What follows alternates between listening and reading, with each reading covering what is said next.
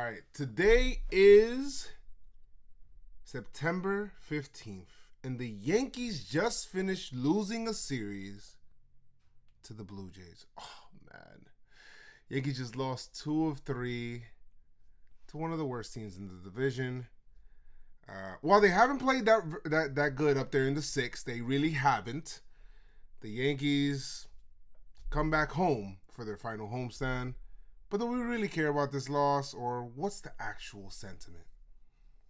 Got somebody joining me here today. It's my brother Jeff. And we're going to go ahead and we're going to break down this series, news, notes, our sentiment, feelings, and just kind of like how the Yankee fandom is kind of feeling, I guess. Let's get into it. Like Chris will say, let's do it. Oh, nice one. Yeah, see that. All right. Wasn't expecting that one, huh? Word. All right, so welcome to the Pinstripe Show podcast. It's your boy, JoezMcfly, joined by another co-host. What's up, what's up?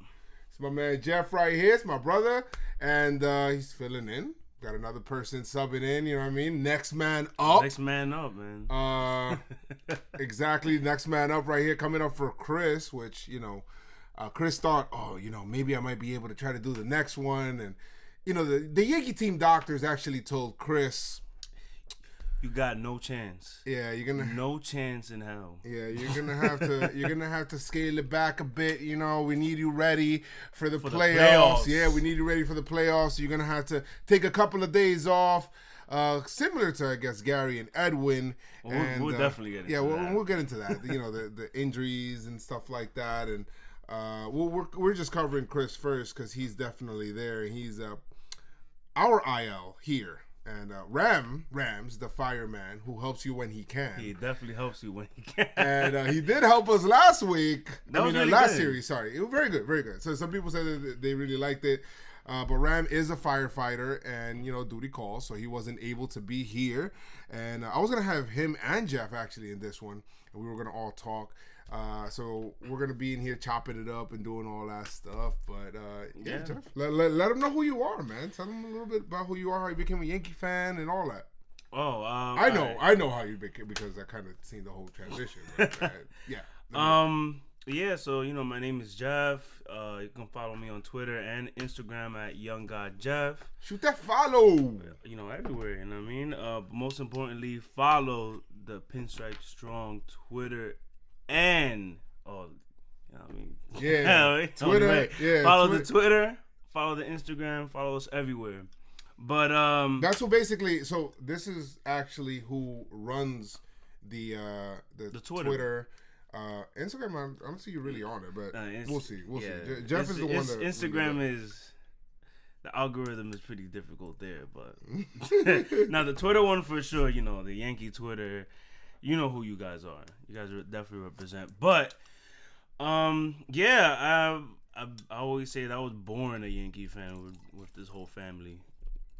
I'm pouring some Brugado right now, yeah? I was born a Yankee fan. I definitely, I remember glimpses here and there of, historic moments. Granted, I was a young lad.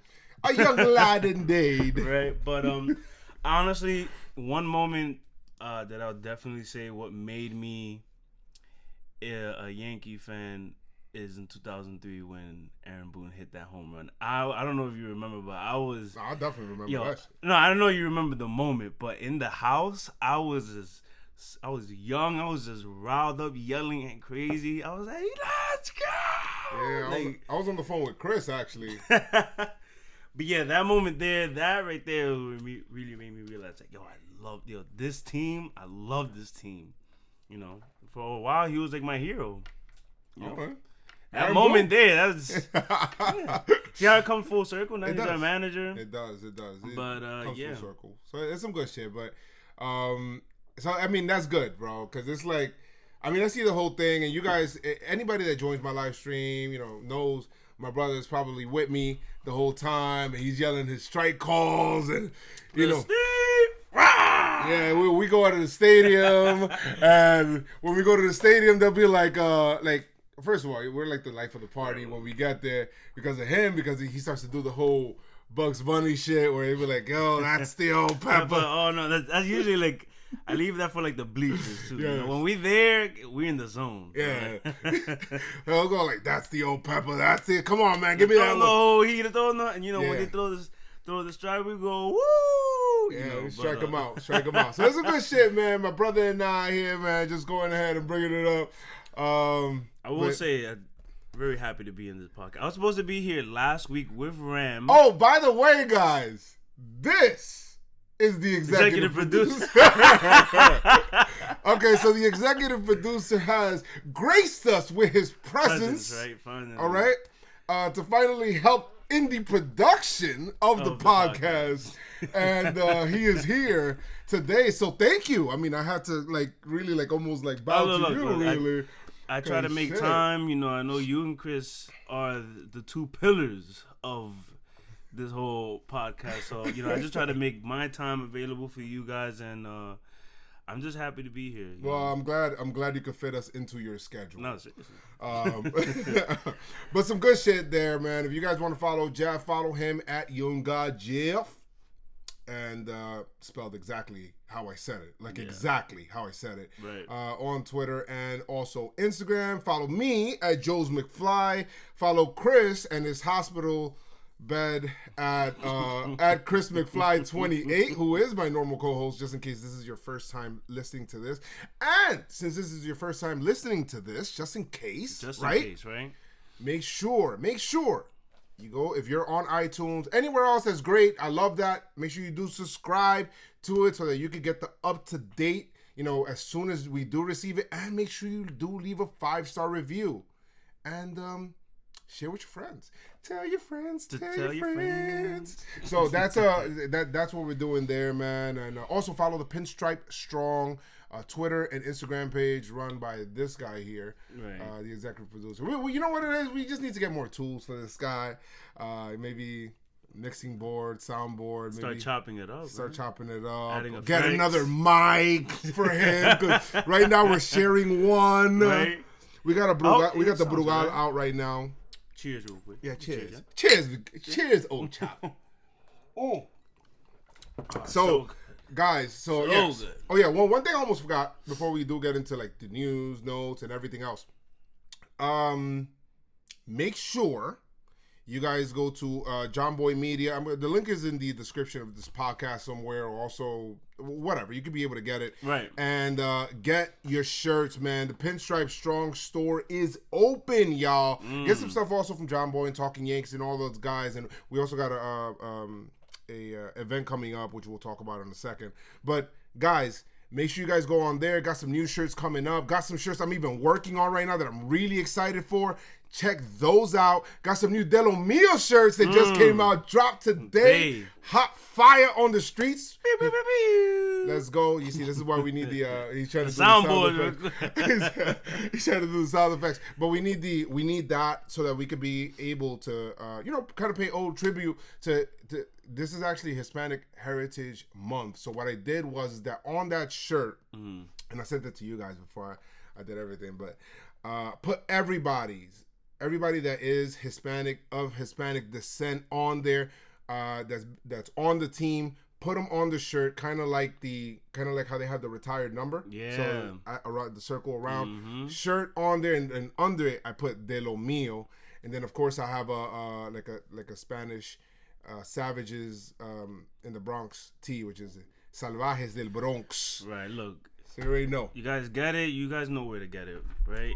Go get it. Get it. Make sure that you cop it for the postseason. Oh yeah, get ready. Get ready. We need to represent. I want to see people in the city. I want to see people in LA, everywhere, repping, man. Because when the playoffs come, yeah, man, gotta be ready. Gotta be. And I got playoff merch also that I'm kind of working on and thinking about. So let's go. But yeah, so make sure you guys cop that. We have on the 17th, which is, guys, the last homestand is starting right now. Got a lot of exciting things happening. And the 17th is going to be September 17th, Talking Yanks, and, of course, John Boy Media, Talking Yanks, Pinstripe Strong, all of us getting together to be able to have basically this first event together, really, and we're gonna be out there at the stadium, kind of kicking off the homestand, right? Yeah. Don't have a chance to clinch the division, but we do have a chance to clinch the division in the homestand. We'll talk about silver linings up the wazoo in this freaking podcast, but we'll talk about that there. We'll kick it off the homestand. Gonna be, and make sure, I think there's some tickets left, if not sold out. It might be sold out.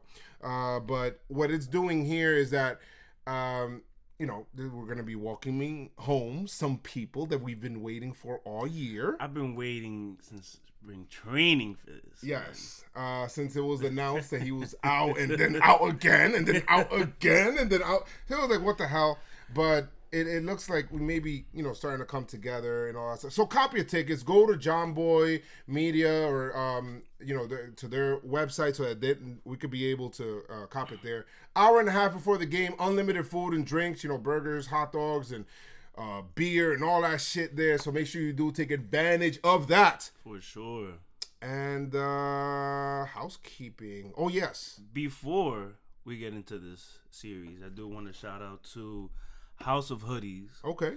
For that very fire Jeter hoodie that they sent. I'm pretty sure you posted it up already, right? Yeah, I posted up the video. Yeah, that hoodie looks good. I was kind of mad they didn't send one my size, but it's all fine. It's all good. But that House of Hoodies, make sure that you guys check their website. They have really cool looking merch. That Jeter one I really want. So yeah, Jeter. Just letting y'all know. But when you get there, make sure that you also use promo code JOEZ. That's JOEZ, and you get 20% off of your hoodie purchase. Yes. So make sure you guys do that. Now, see, we're starting to do some promos and stuff like that in here, guys. We're growing. Growing, so we're able to do it. So you can be able to visit them at thehouseofhoodies.com, spelled exactly how it is. Or you can actually go right into my post on Twitter and or Instagram to be able to find the link there. So look for that, man. It looks pretty cool. It's like hockey-style type jerseys. But promo code JOEZ, JOEZ, for 20% off your purchase, whatever hoodies you do want from there. So that's some good shit. So you ready to get into this? I'm ready. So guys, you're 98-53 New York Yankees. Well, now 98-53. We came into the series 97-51. So spoiler alert, right? As to what happened in the series.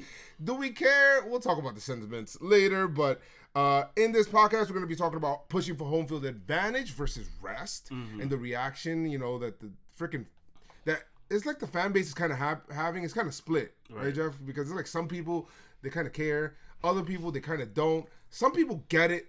It's like, I almost feel like some people don't. So we'll talk about that. And then the Sevy and Dellin coming back. So guys, that's why this event is kind of important, because we do that. But we're going to go ahead and get into the injuries now, because those two, in my opinion, are basically the trade deadline additions that the Yankees did not make. The Yankees had the opportunity to get Ken Giles. They got scared away by his medicals or whatever. He looked really good, though, by the way. He did. Ken 100 miles Giles, nobody hitting it 9 miles. Not anymore. That shit look Not crazy. anymore. Bruh. Those are jokes. Those jokes that we had, man. Bruh. That shit stood in Houston, because that shit looked good over here, man. That shit's crazy. But not to mention, we got news on Gary and Edwin, which I guess you could be optimistic for. Look, I'm optimistic. And I'm low-key a conspiracy theorist. A conspiracy theorist. Yeah, when it comes to these injuries, and I'm kind of insane about it, but, they, especially since unfortunately it happened, but talking about silver lining, hey, look, they'll be rested for the playoffs, right? Yeah, they'll be rested for the playoffs. It just feels like, and Christian was like, whatever, man. Like, when he heard, Boone's like, optimistic. Christian talked to me. He was like, yo, whatever, man. Like, whatever. It's so negative. I'm like, why? He's like, every time they say questionable, they're off for like 7 weeks. Like, I hate that shit, bro. But yeah, so basically what they're saying is that they feel like they're optimistic about it. Right. They're saying that with Edwin, they feel, and it's a growing strain for Gary Sanchez, Encarnacion, oblique strain. They said it's an internal oblique strain, whatever the hell that means. I don't even know what the hell that means. Boone did say that Hap could make his next start. Yeah. So they said that was more like, I think there was a shot in his arm or something like that. a cortisone shot. So they said that he should be able to make his next start, no problem.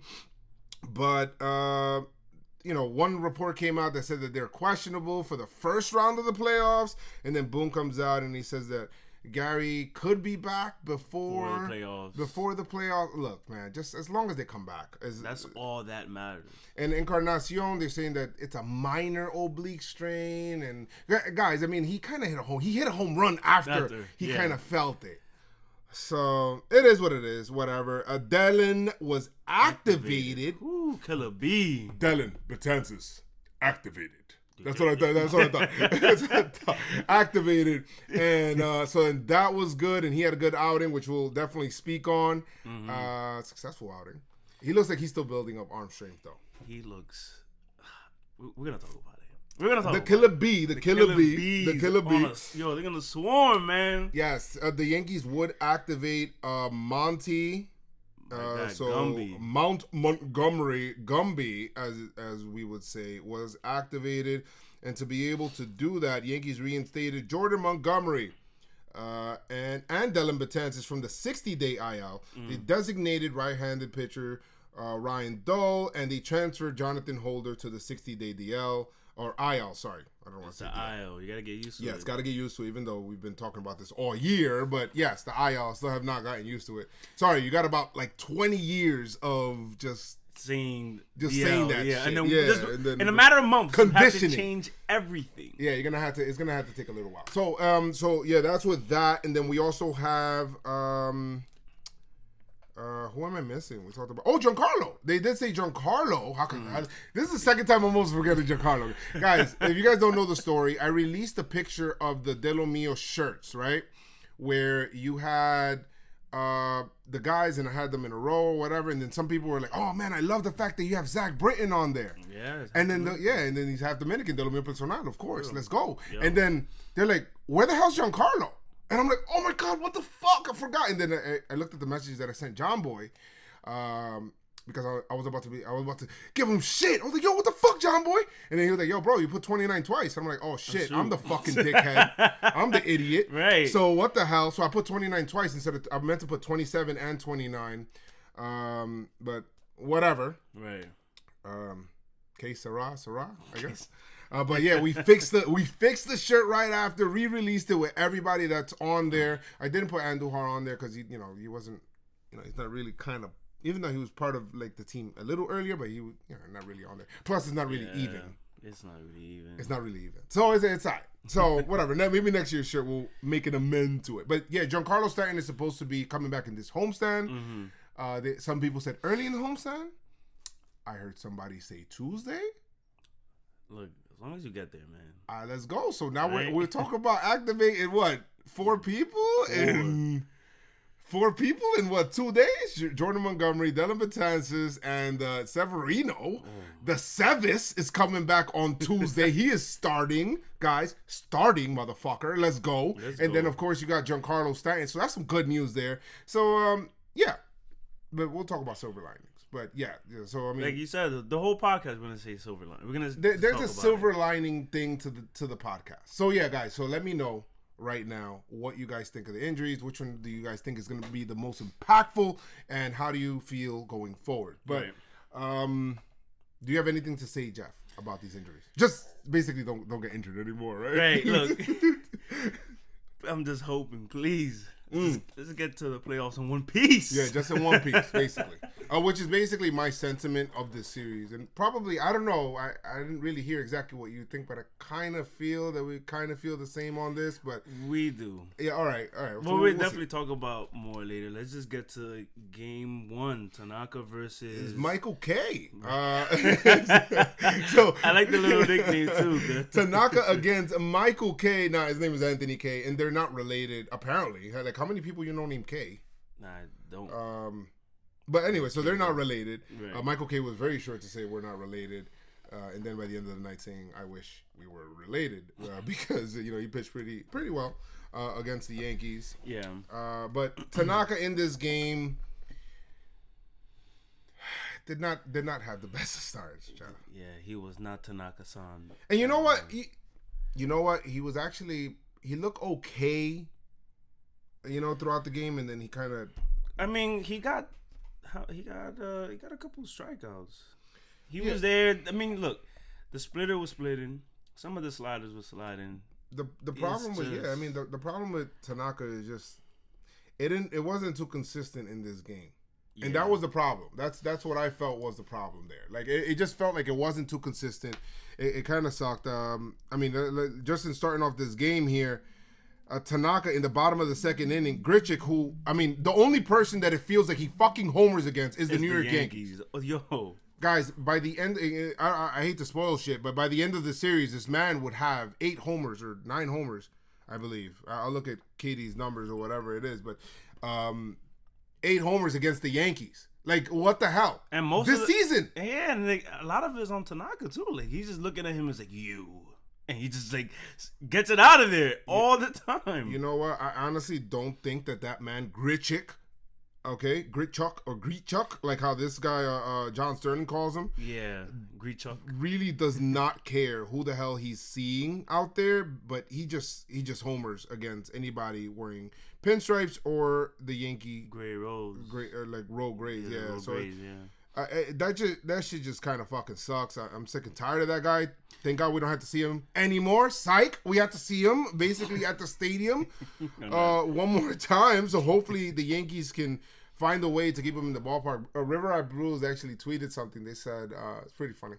They said, whatever book that they have on Grichuk, just burn that shit. Because what the fuck, bro? Like, he's just fucking destroying it.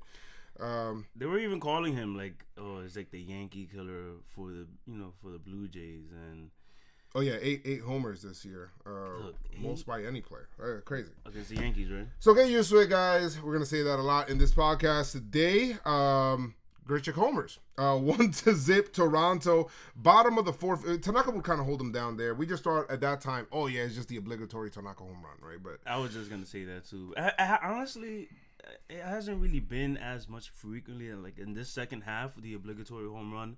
He's been kind of limiting it, right? But that is still there, I need that split to be a little bit more consistent, though. Like, seriously, because just because. We just need it to be a little bit more consistent. But anyway, bottom of the 4th inning, Reese McGuire. That's a funny name. I feel like that name is kind of backwards. Maybe. I don't know. He doubles. Tellez scores. 2-0 Toronto. Hernandez singles. McGuire scores on an error. 3-0. Yankees did not really play clean baseball up in Toronto, man. I don't know if because this year it felt like these games in the turf, they haven't played too clean of games, really, but that was a bad error. Yeah. 3-0 Toronto. Top of the 5th inning, the Yankees would make their comeback. All in one inning, guys. In the same inning, the Yankees would make their comeback. Clint Frazier, right? Guys, his face was kind of on a milk box for a little while, but Clint Frazier doubles. Gardy scores 1-3. Toronto still scores. Romine then comes up because Romine's like, hey, you know what? I don't know why I put that accent for Romine because that's definitely not how he sounds. Wait, you probably said, hey, you know what? Gary's injured. It's time for me to start hitting. And that's what he's been doing. Romine has been destroying the baseball recently. Right. But then he singles in Frazier to make it 2-3. 27 outs. Let's go. I was hyped. Romine then, no. Then there was a fielder's choice that then ties it up at 3, and then Gio singles, and then 2 score, making it 5-3. 5-3 Yanks. So let's go. Yankees took the lead, scored 5 runs, and then this is the offense that we've been looking at all year long, like that just quick strike offense where it's like we're never out of any game. Right. And I felt like this year they've had so many of these huge innings where it's like they'll put up a 4 spot, a 5 spot, a 6 spot, or whatever. In one inning. And it just feels like they'll just like onslaught the opponent. Yeah, I just like how they keep the momentum going in that inning, and then eventually you get to see like, oh, wow, he's up to bat again? Like, okay, let's go. You know what I mean? Like, I like that, definitely. Let's go. Hit around. That's what I'm talking about. Yeah. So, that's some good shit. By the way, it was Luke Voigt that reached on a fielder's choice. Vlad Guerrero threw to second base inexplicably. I don't know why. That shit was weird. Like, he was trying to force a double play. He should have probably taken the out at first, but then the runner scores. There, Romine scores. He was heads up. That was a heads up run Yeah. to then score there, and then that's what tied it up at 3. But the Yankees 5-3 at this point in time. Bottom of the fifth inning, Tanaka would not give them, and I think that this was kind of like the turning point. Yeah. Because it felt like Tanaka, if you were to get just that shutdown inning, what it does mentally, I think it's huge. I think shutdown innings are huge. That's like it amps the pitcher up, you know. Like it does, and the after team. after the offense just kind of goes on a tirade, you go in, you dominate, you set them down, and you get your offense back up. Keep with that momentum going. That's exactly what a shutdown inning what it means, and yeah, I mean, it's just I just wish. It is. It kind of kept going. Yeah, no, it's important. I think those 3 outs would have been great for Tanaka, but then when he allowed and Bo Bichette never gets cheated on a pitch. Like that guy just swings out of his shoes for everything. When then he doubled, and then it made it 5-4. I just felt like the Blue Jays felt, and then these kind of teams, you just got to kind of stomp them out and make them feel like they're not in it anymore. Or anything like that. So that's basically kind of like my gripe actually with Tanaka here, because it's like, yo, shit, man, we need you to kind of shut it down there, and it kind of opened the door for them to feel like they're still in the game. Yeah. Anyway, 5-4, Yankees still lead, and this inning, which was that's when it gets ugly. Yeah, but the top of the 7th inning, which was the weird one when Ottavino comes in, and I don't know, he looked kind of weird to me.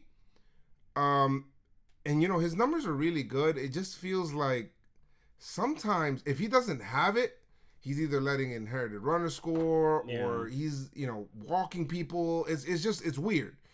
Because I think somebody put up some stats of fielder independent pitching.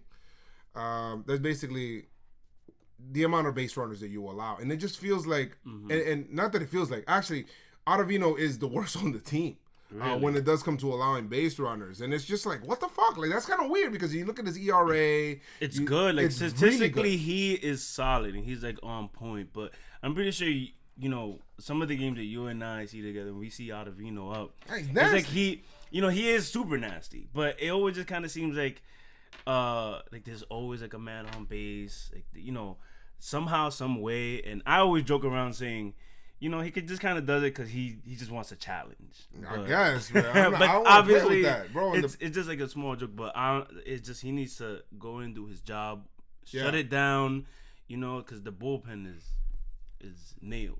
Yeah, right? No, it is, and we need it to be nails. But it just felt like this was a weird inning for Ottavino. That I've seen. It was. It was just like he allowed a runner on base and. Well, you know what? Let me, actually, it's probably better if I just go through the entire inning. Usually we kind of jot this down, but in this inning, he allowed Arena to single, and then there was a wild pitch that then got Urena. I'm saying his name wrong. I'm definitely. Why am I saying his name like that? Why am I saying his name like that? I don't know. But then he ends up getting to second base, and then he walks Bo Bichette, and then there, go to mound visit to find out what the hell's going on there. Yeah. But then Calvin Biggio into a force out, and you have runners on second and third.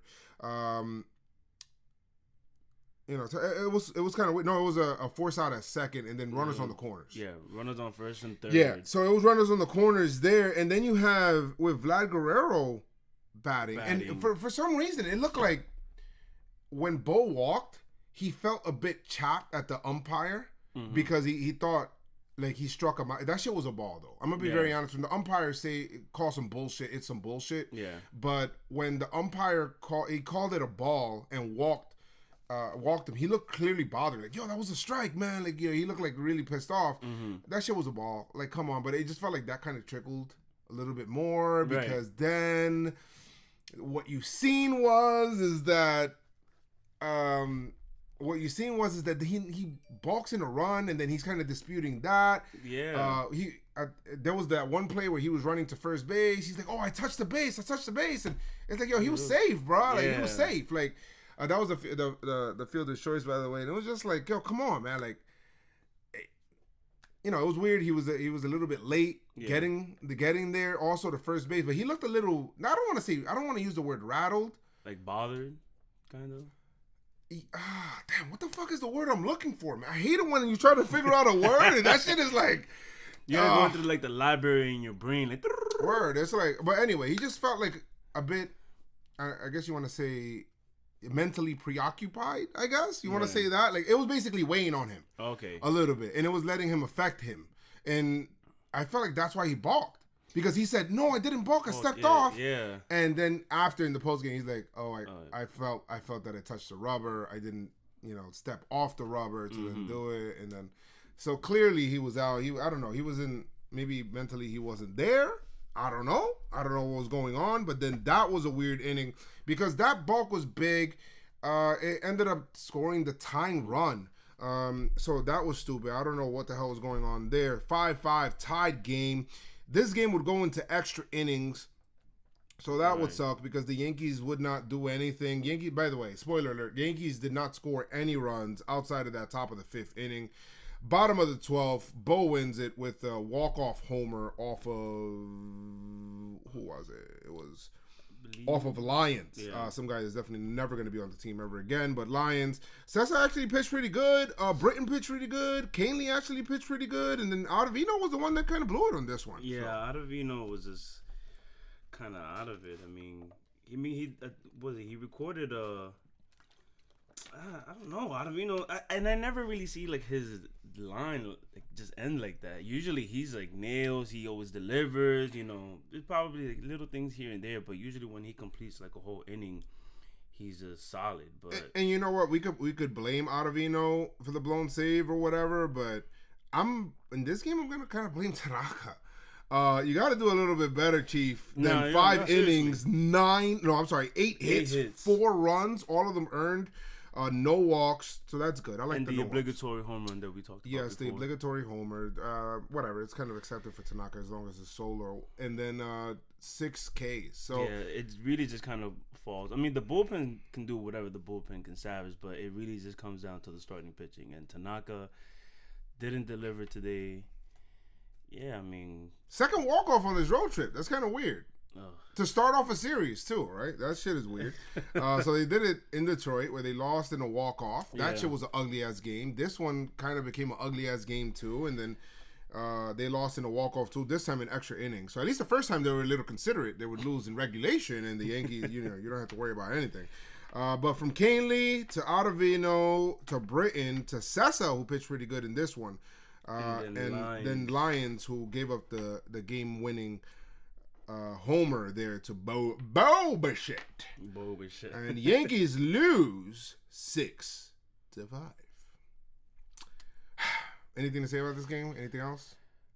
It's not what you want. But, I mean, yeah, Tanaka, he didn't come up this game. It just kind of like, he kind of let me down, definitely. Like, I need more from Tanaka. That's exactly. We keep talking about playoff Tanaka, and I still believe in playoff Tanaka, but I needed to start shoring it up here, buddy, because I need some more consistency. This is the time where you start tuning in the little things that you're kind of missing, making sure that you're prepared, especially you're in the position that the Yankees are right now. Like, you got to just make sure that, okay, I'm doing everything that I can. I'm, making sure that the splitter's splitting, slider's sliding, as I like to say. But, just tuning stuff like that and, like those hits. Yeah. Oh man, he was getting hit. Yeah.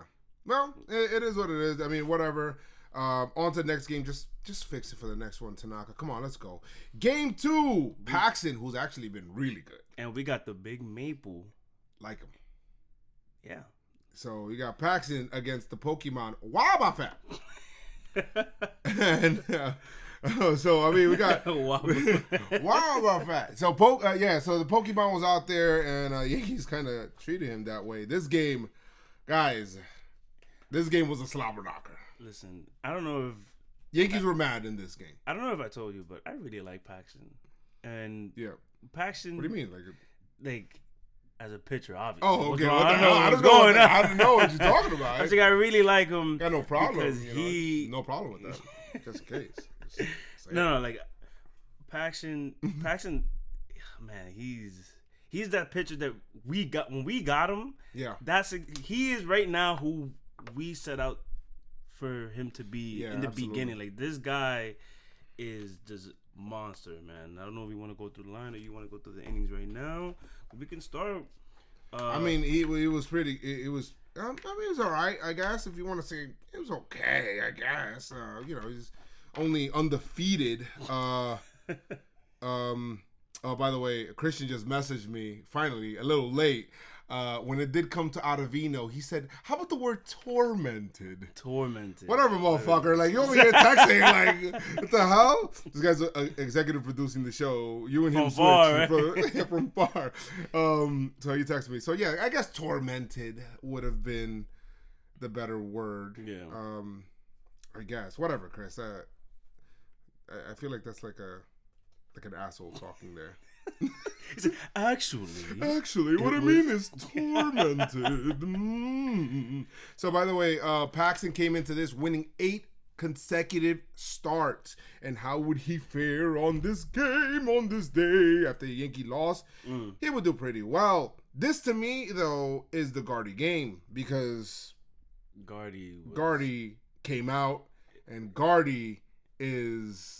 Ain't nothing like a Gardy party. Ain't nothing but a Gardy party. I like that. So, some good shit. And speaking of Gardy, top of the second inning, he doubles. And that's basically like, whatever to him right now, the way that he's going. So, Gardy doubles. Voit scores 1-0 Yankees. Top of the third inning, Voit ground rule double. Voit with a ground rule double. Then Judge scores, making it 2-0 Yankees. It was kind of weird base running there, though, in this inning.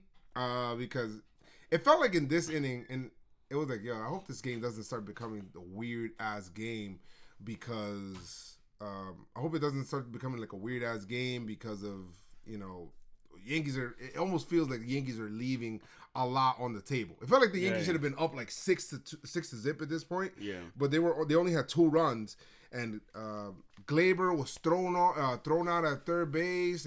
Bad base running play there, and that was weird, and so that's what happened there. So whatever. And in Yankees, at the end of the day, none of this stuff would even matter when it does come to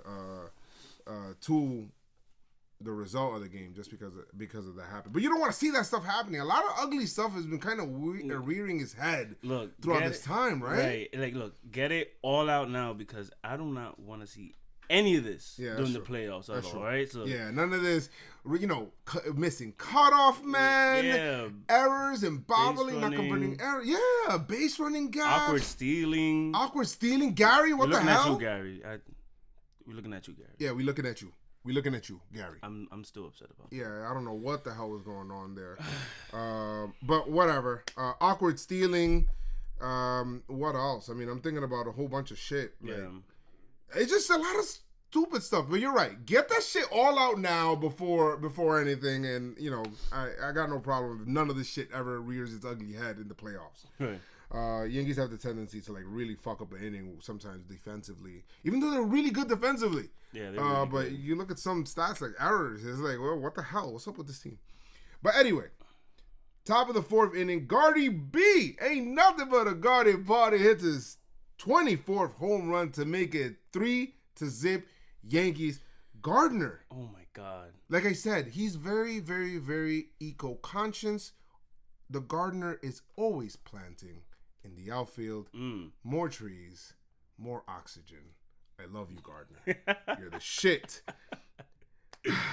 Anyway, so then DJ gets a single. The reason I mentioned that, because DJ LeMahieu has another multi-hit game. The man has been 9 for 16 to this point, by the way, and he would then go on another tear. Since his at this point in time, he was 9 for 16.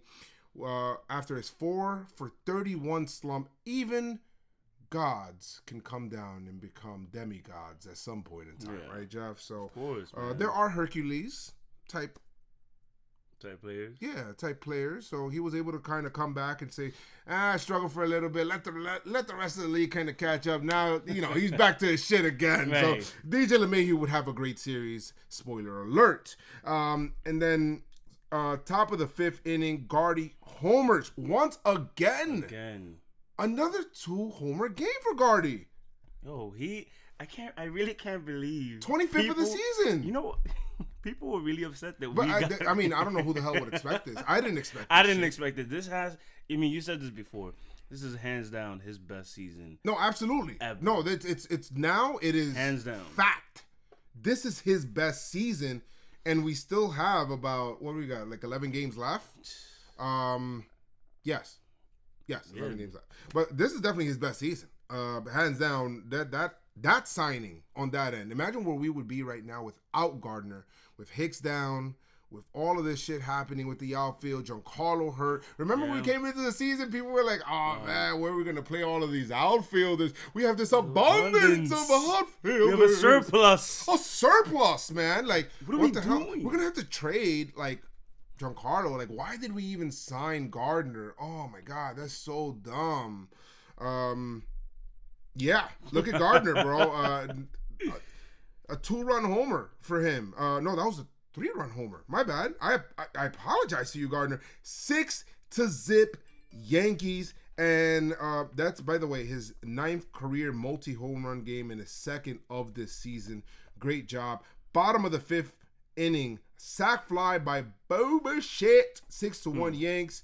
That snaps Paxton's scoreless streak at 19 and the 3rd innings pitch. You already know how Paxton has been. Paxton would get out of that inning, and then Paxton would have a very good line to then end the game. So great job out of Pax here. 5 innings pitch, 3 hits, 1 run. It's only 1 run.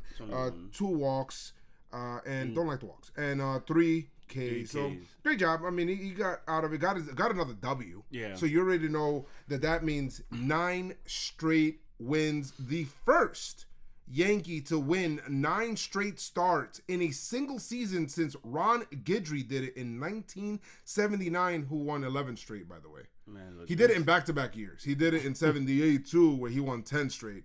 So thank you so much, Katie Stats.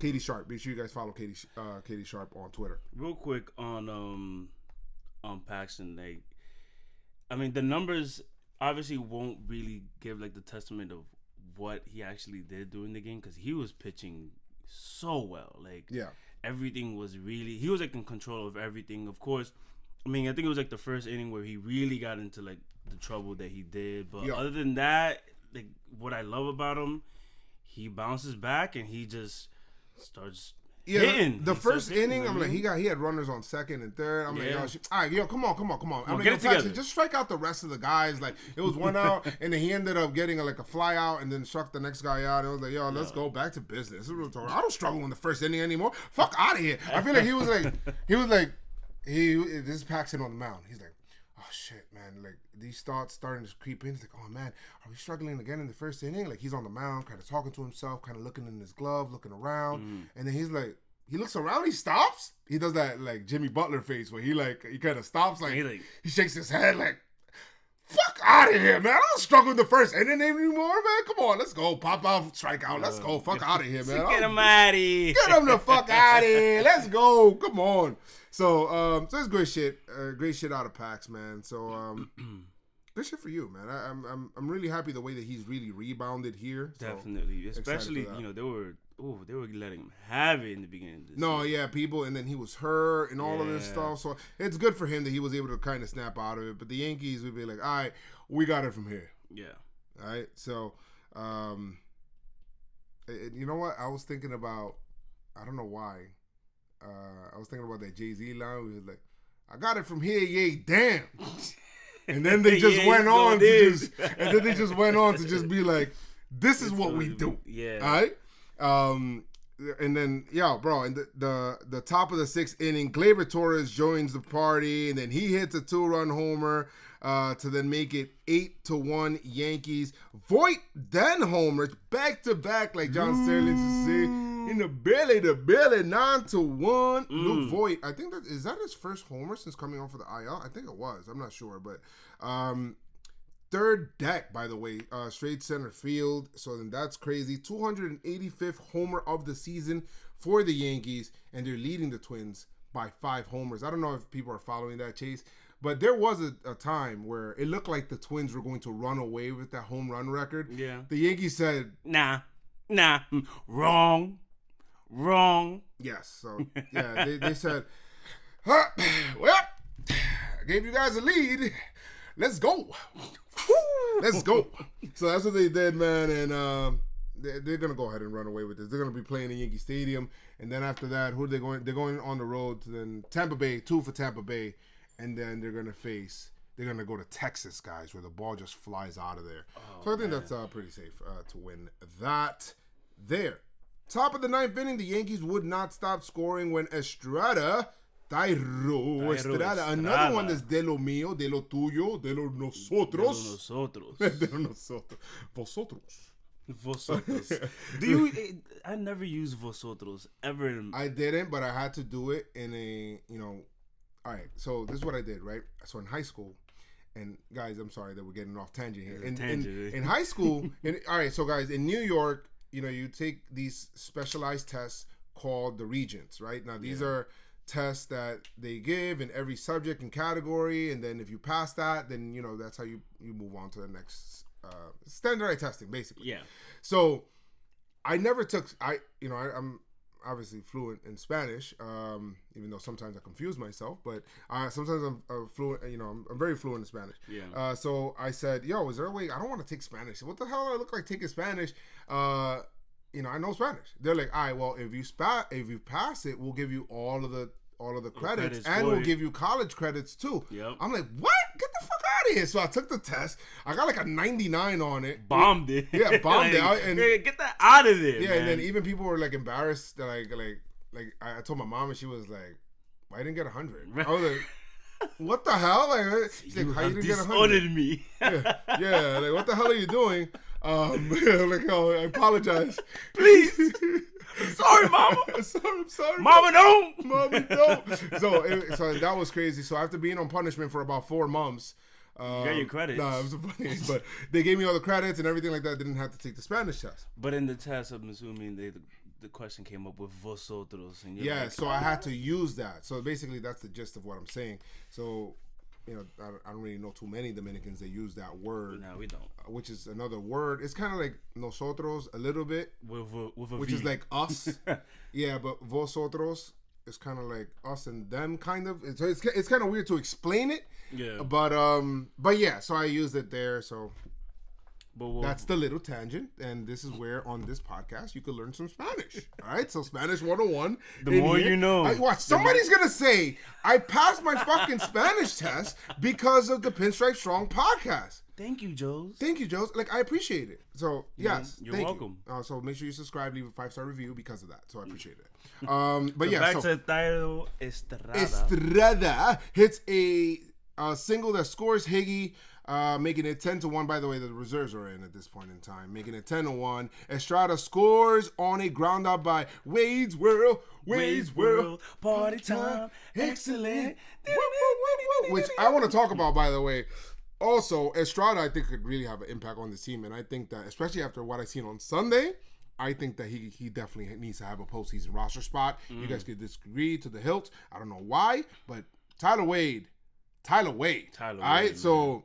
Wade after Wade. Yeah. Wade after Wade. 11-1 Yankees. Ford, then the pinch hit homer again because that's what he does. And I think Ford would be a wonderful addition and I have to say if, because, there's people out there that are going to say whatever. You know what? Fuck you people. I'm going to say when, okay? When the Yankees make it to the fucking World Series, a wonderful pinch hitter would be, numbers don't lie. Check the scoreboard.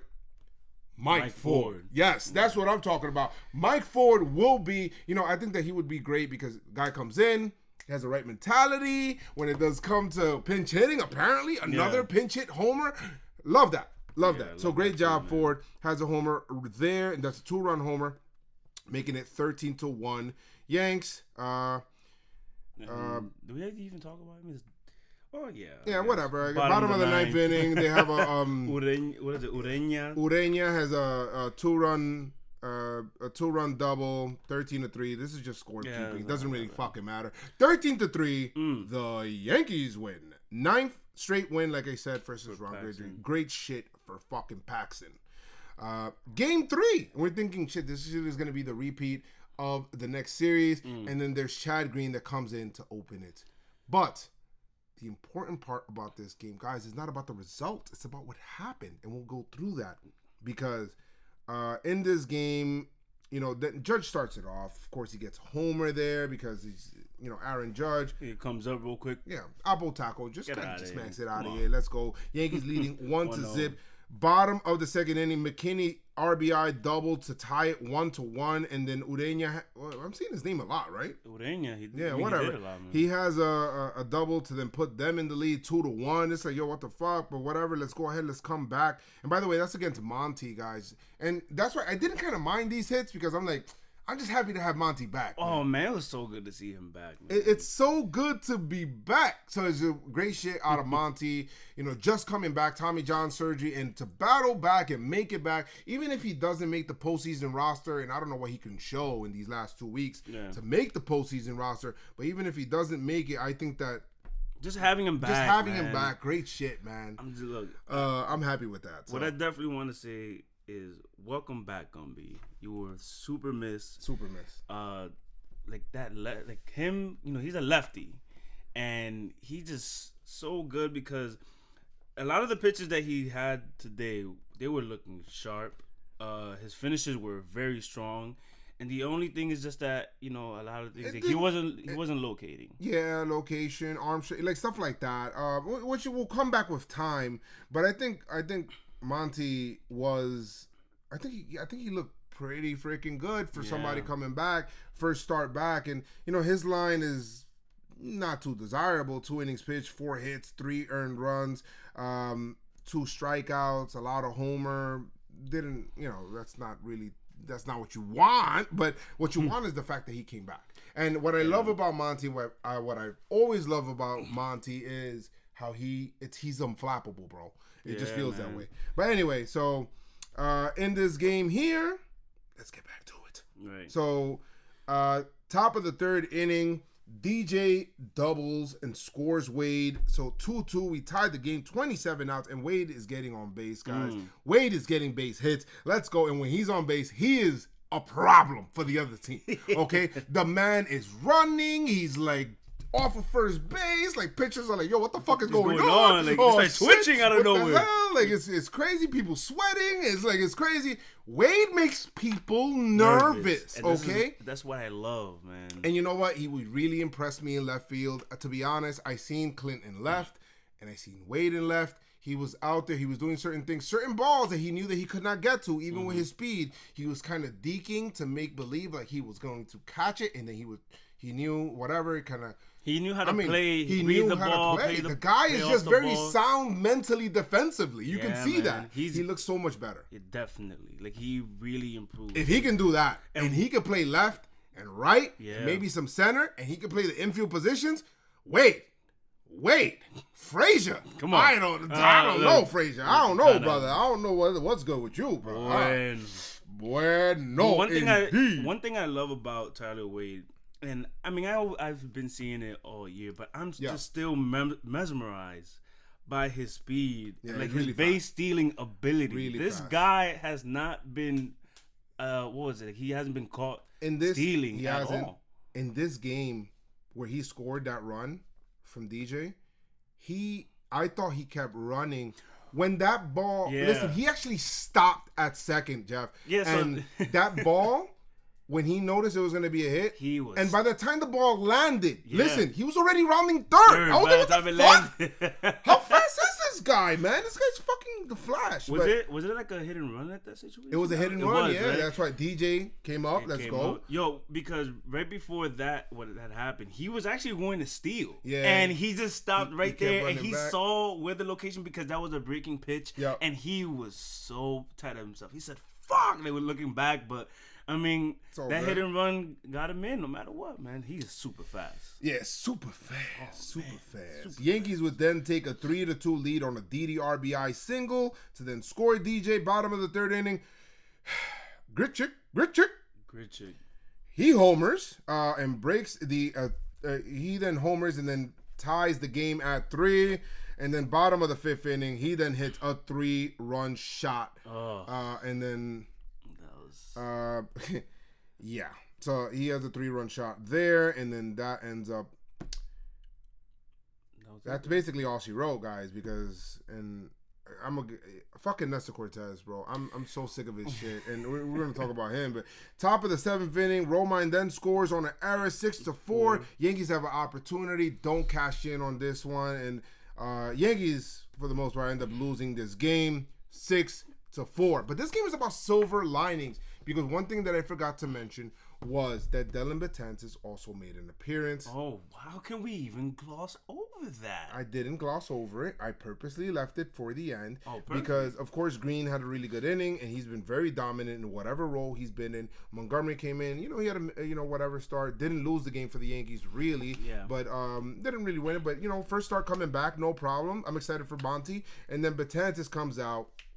Very nice to see Killer B back out there, Jeff. Ooh, and two-thirds of an inning, 8 pitches, guys, and struck out 2 batters. His velocity, it wasn't Dellin, and Boone actually joked after the game and said, "Oh, you're a control pitcher now, huh?" That's funny. Yeah, that's funny. That's funny. That made me laugh. Yeah, that made me laugh. I don't want to laugh, but you know what? That's funny. That's funny. Right. That's funny. What's great about he did touch 95. Yeah, he did touch 95, but he's building up arm strength, guys, and the fact that he struck him out. And then he tried to walk after the second one. He tried to walk out. Off the little body. skip. Yeah, the little skip to Malou. Let's go. Dellin got that little swag, man. You have to tell him like, yo, it's 2 out. He's like, oh. Yeah, he said he turned around. He did a little skip, and then he held it to number 2. He tried to play it off.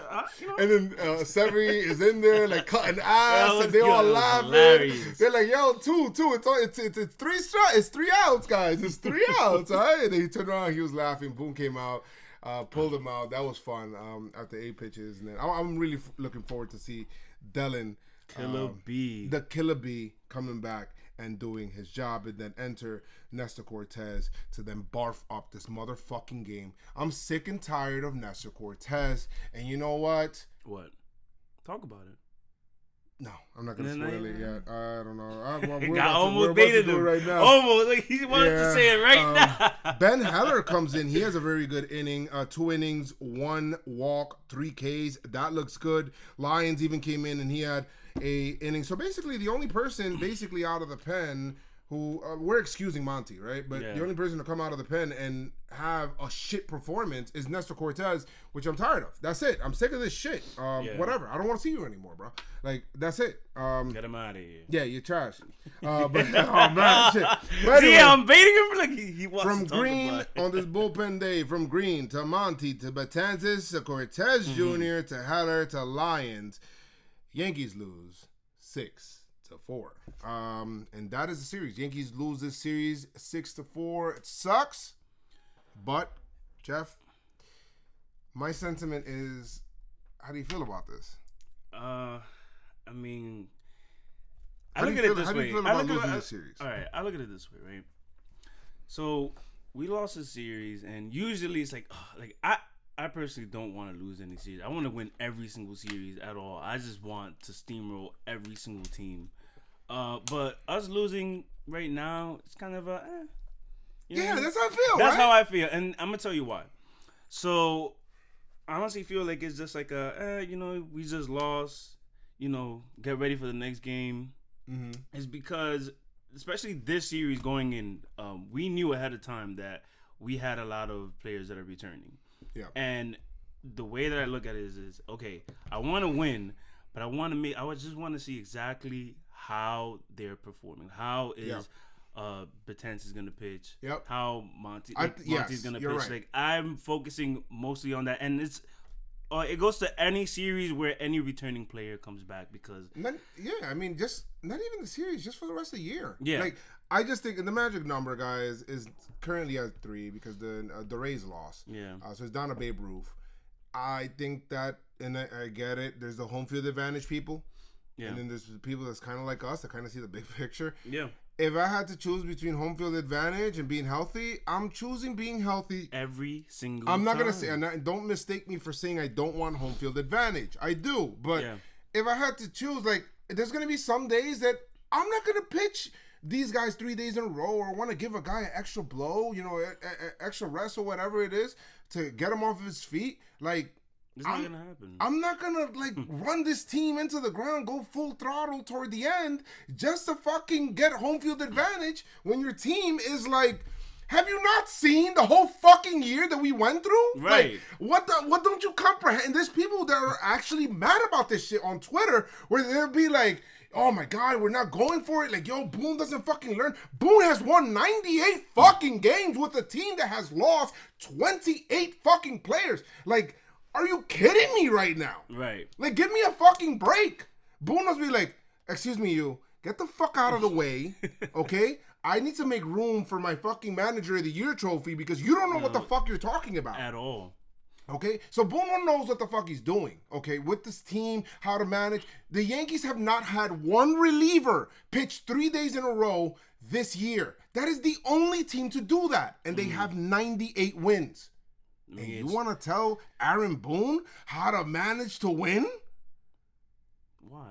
Fuck out of here. Like, you're not doing it. Like, it just doesn't make any sense to me. Like, how do you still want to push the team full throttle?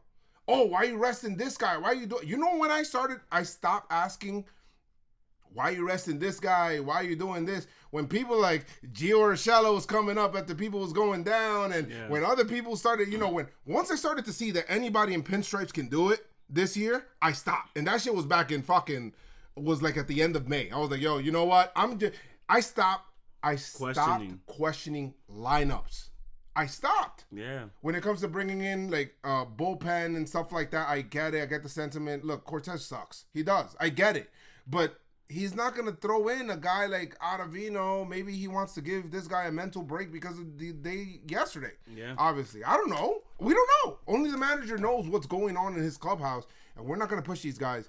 And that's it for my rant. That's how I feel about it. It's just like, listen, get ready for the playoffs. It's time to get ready. It's time to be healthy. Sevy, all of these guys. It's all about how they come up and build up. Kind of this is gonna be spring training mode, guys. Like, yo, that's what it is. I was just gonna say that. I was gonna say, yo, this time of year is this like spring training part 2? Yes. Because now it's like, okay, we have our 40-man roster.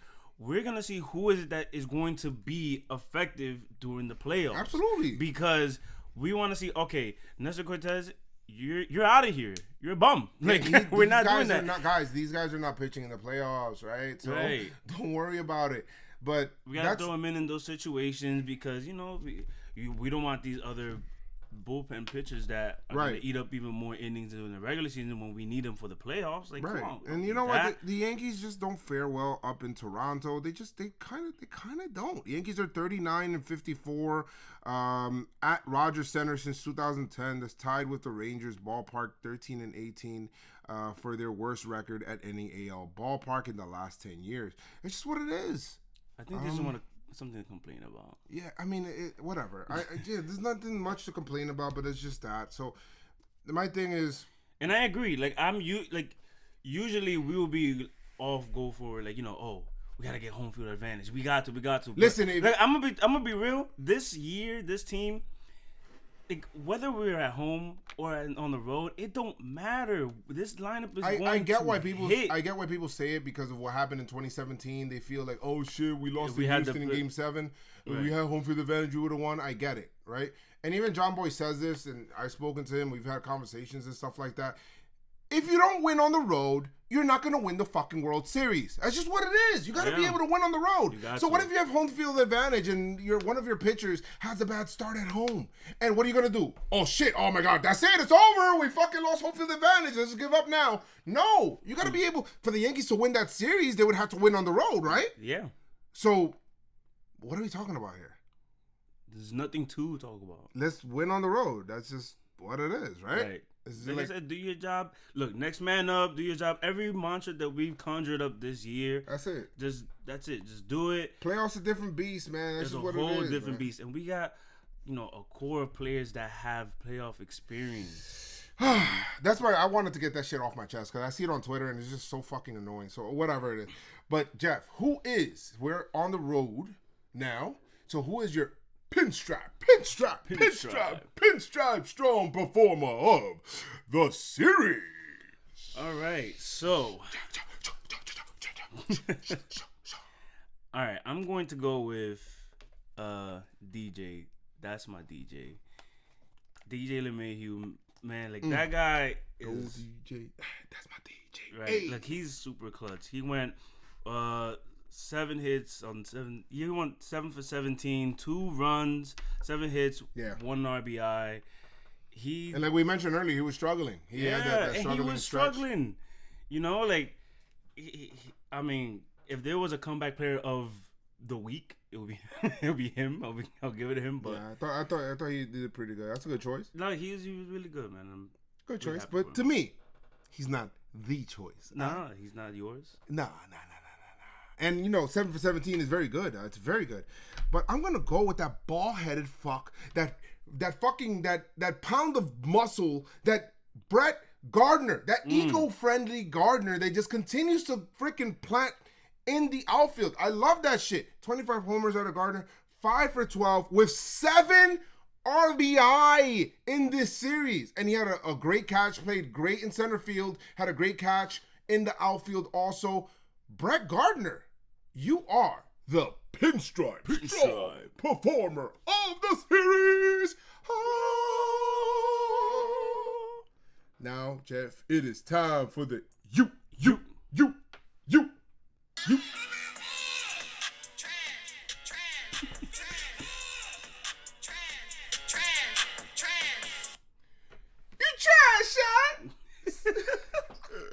It's time for the You Trash series non-performer. I like that. And we are going to go with a Mr. Oh, go ahead. Nestor motherfucking Cortez, and we're going to get it. I'm sorry, Nestor Cortez. You're trash, son. And Christian says, how the hell does Jeff not go with Gardy? Well, look, just text me. I mean, I knew Joe was gonna get him. No. I knew, but this is a cutthroat business, man. When we get in this point, Christian, me, and him, we cut each other's throat. That's just what it is, man. I'm happy you left that low-hanging fruit for me. Thank you, I appreciate it. But this is about Nestor Cortez and about how motherfucking trash not only he is, but has been. I am so done with Nestor Cortez, just as a whole. Like seriously, that rocket with Sessa that I wanted to put Sessa on. All right, Sessa, you're off it. Okay, fine. He did the return trip. You came back. He did the return trip. He did the roundabout, right? He went around the moon, didn't stay there, came back, right? But my man Nestor Cortez, you could stay out there. You are ridiculous, bro. You really are ridiculous. His last 10 outings, I was baffled when I did this math. When I actually look back and I'm like, how long has he been this bad? How long has he been in his last 10 outings, guys? This is 16 innings, 19 runs scored, Jeff. What the fuck? What are you doing? This guy's absolutely a turnstile out there, man. He's allowing more people to get in more than the freaking turnstile at freaking 42nd Street when people swipe their Metro cards to get in, man. 17 of those runs are earned. Trash. You fucking trash. 5 homers in that trash. You're trash, son. I cannot say. I think you might get you trash for the year, man. Over that performance alone. Bro, you can't have this stretch in a 5.5 ERA, and I get it. You had all of these gimmicks and smokes and mirrors throughout the season. It was kind of cute. Now, nah, man, bruh, you try, son. I was gonna pay it again like Ram, but that was really good. I like that. Who you going with? I'm gonna go with Tanaka-san, man. I'm gonna tell you why, right? So. Damn, Chris gave it to him last time too, bro. Look, man. As Spider-Man says in Family Guy, everybody gets one. But in terms of, he's had 2 in a row now, right? At least everyone gets one. But Tanaka, look, 5 innings, 8 hits. He had no walks, but 4 home runs and the obligatory home run. Pitching is huge to me, right? His performance was just. It was nasty in the bad way. It's that 4th run, man. That was the problem. Man. It was that 4th fucking run where he let that one in. It was just like, what are you doing? It was nasty. It turned me off. Pause. I didn't like it at all. Like seriously, like I was just looking at him like, yo, who is this guy? Yeah. And I hold him in a very high regard. No, of course. Like Tanaka's in a different regard, and it's because of what he's done in the playoffs, of course. But like I said, I feel like with the with the "you trash, son." I feel like everyone gets one at least. Oh yeah, absolutely. I mean, nobody's absolved from you try. I mean, DJ LeMahieu has gotten you try, but I mean, that's right. he had this outing here, 5 innings, and then the outing with 4 innings and 4 runs scored there against Boston, who's kind of been like a bugaboo up in Fenway. That's not good. So yeah, so I'm just hoping he kind of gets it together. Like I said we before, need that. Just tune it up, fix up the minor stuff, and just be ready for the playoffs. But let us know who you think is trash.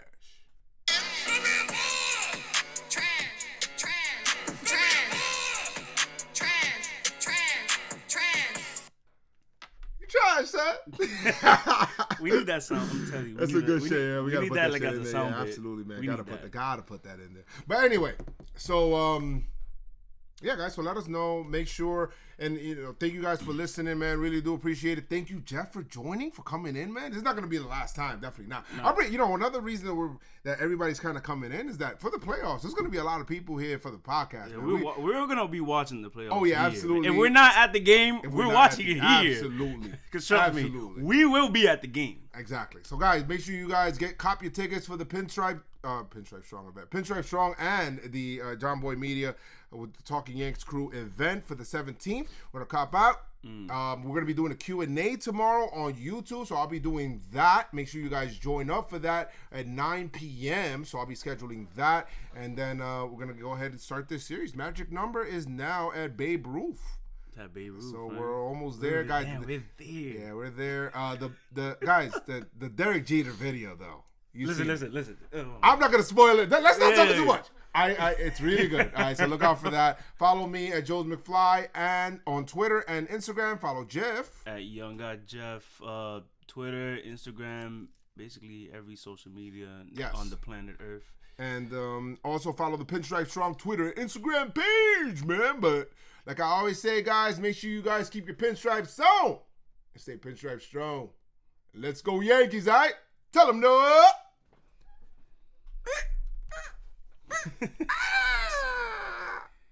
And that some good shit is it.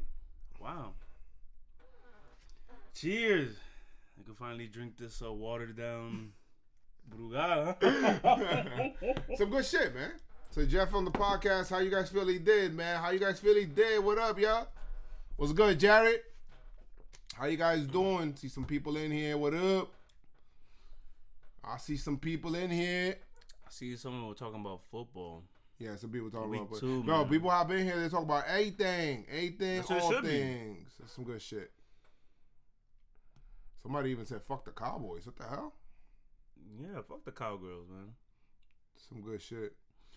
Yo, what's good, everyone? JoezMcfly, guys, make sure.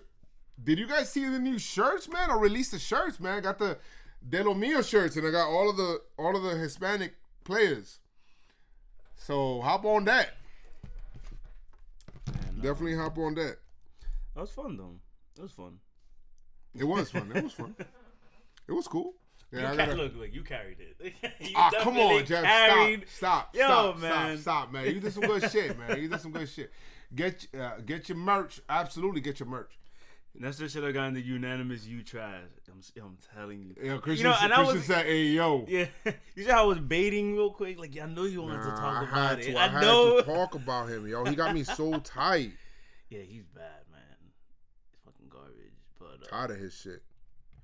Nessa Cortez, get on a fucking rocket. Get the fuck up out of here. Anyway, guys, I'm gonna let you guys go, right?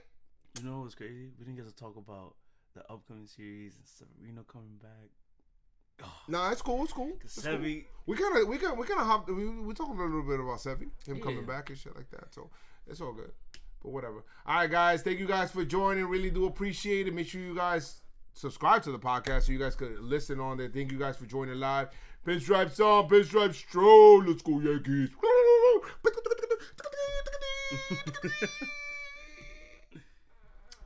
Please don't fucking judge me.